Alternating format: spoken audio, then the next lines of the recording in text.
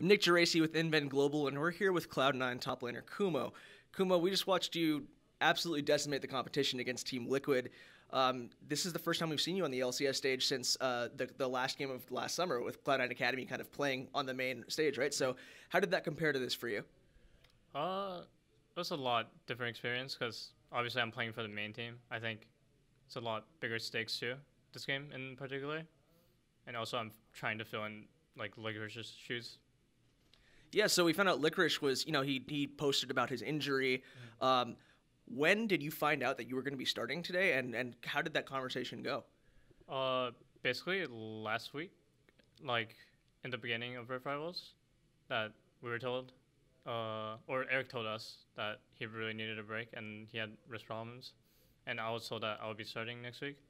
So I was pretty excited for the opportunity because I haven't been, it feels like I haven't gone much lately. So I was really happy for it, and I wanted to work my ass off for it. Well, whatever you did, it must have worked, right? I mean, so you've been practicing with the team like the entire week then? Yeah, I was practicing with the main team this past week.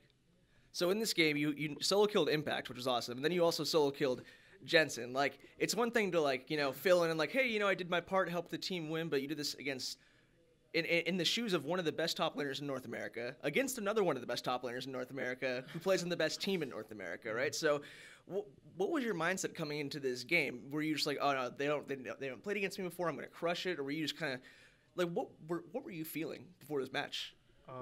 I was pretty confident or I really wanted to win, and I wanted to play my style, which is, I guess, kind of like Blabber's too. It's just being super aggressive. Yeah.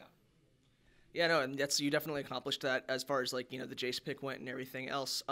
Something else that I kind of wanted to ask you as well, like when you're practicing with the main team throughout the week, was there any valuable feedback you were able to get from your teammates? You play with a lot of veteran players.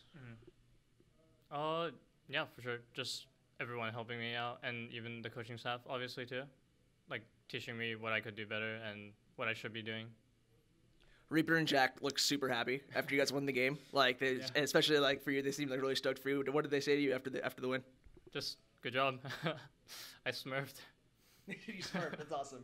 That's definitely really good to hear. So, do you feel like that? You've been playing on Cloud9 Academy for quite some time now. So it's great to see you here on the main stage. For some players, it's not really much of a transitional phase, but other players, it's very different, like playing Academy to playing LCS. Did you notice any differences in how you felt, or even just your natural inclinations on stage when compared to playing from the comfort of your room or something at Academy? Definitely more pressure, and even in practice, it feels like everyone's a lot better, for sure. But I feel like I've been ready for a long time, so I guess it didn't really faze me. So you feel like you've been ready for the LCS for quite some time then. But Licorice, like I said, one of the top performers, what have you been working on sort of knowing that, you could get a start in these types of situations, right? But there wasn't necessarily until now a definitive way of how or why that was going to happen, right? Does that change the way that you kind of practice every week and prepare? I mean, I haven't been playing much lately because Jukes is also playing Academy, and right. Eric has been playing, so I was just really stoked and motivated because I actually get a chance to prove myself, and I practice really hard for it. Did you think that like you said, you haven't been playing as much lately? Do you think that rust was going to be a factor or anything like that? I don't think so. It wasn't not playing the game. It's just scrim time. It was obviously not as much because there's 3 top laners now. Yeah, so Jukes joined the team in summer from Brazil. What's he like as a teammate, and do you guys have kind of a dynamic where you guys kind of 1v1 against each other or any of that kind of stuff? Not much, but him as a person, he's really funny and he's really hype. I mean, that's what he's known for, so that makes sense. Yeah, definitely. Well, you've now really kind of, like I said, last time you played in the LCS, it was it was the whole Academy team, and you guys played very well. But this is, like you said, whole different stakes, a lot more pressure. I guess my only question for you is you now faced off against Impact, who's quite good. Yeah. Who are there any other top laners that you're really looking forward to playing against in the LCS that you haven't had the chance to play yet? Just Broken Blade and Huni, but I've already played against Huni. Any reason? I'm so excited to play against me. Any reason in particular regarding Broken Blade? Not really. I just think he's one of the best top laners in NA right now, and I want to see how well I can do against him too. That definitely be a cool matchup. Again, Kumo, thank you so much for the interview.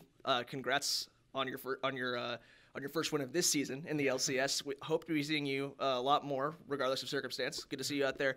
Is there anything that you want to say to the Cloud9 fans who are probably very, very stoked on that performance? I mean, just thanks for everything and supporting me. I know a lot of people were like excited for me to play, so I'm thankful for that. See you guys in the next video.